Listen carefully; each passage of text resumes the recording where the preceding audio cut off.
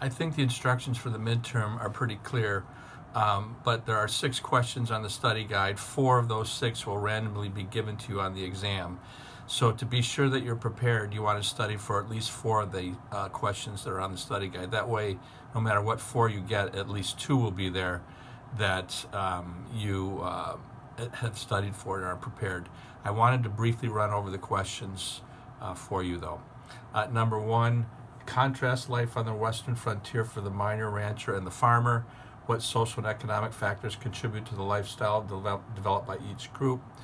This is from chapter 17, and so you want to look at each group and you want to discuss why they did what they did and then the hardships and the successes they encountered. Number 2, if you were a Sioux chief relocated to a reservation in Oklahoma in 1900, what would you tell your children about your life and that of your people before the white man came?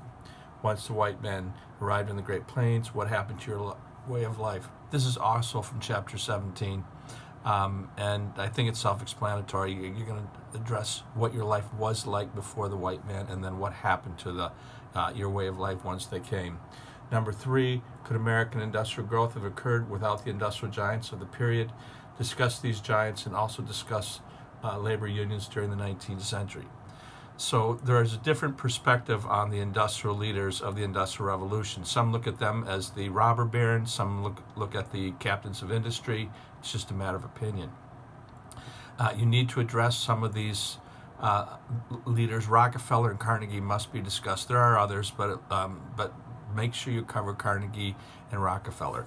As far as unions, there are many attempts to unionize. The 2 I want you to focus on are the Knights of Labor and the American Federation of Labor. Number 4, discuss state progressive reform. This is from chapter 21, and you're going to look at the reforms of the progressive movement at the state level and then at the federal level, and make sure you include the presidents. Number 5, by 1900, the United States had created an overseas empire. Was this empire a natural culmination of his expansion and his path at home?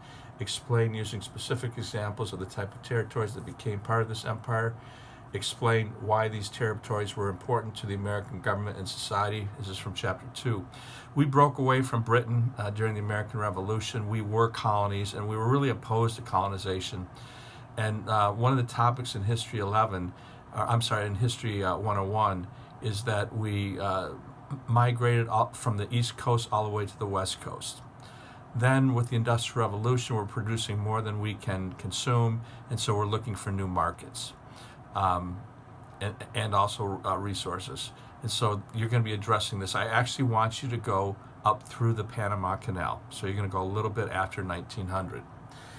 Number 6, although the United States officially adopted a policy of neutrality at the beginning of World War I, there was considerable pressure on the government to alter that stance.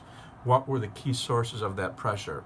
Also discussed the Versailles Treaty and the ratification struggle. How did the fight reflect the key issues confronting American foreign policies at the end of World War I? This is from chapter 23.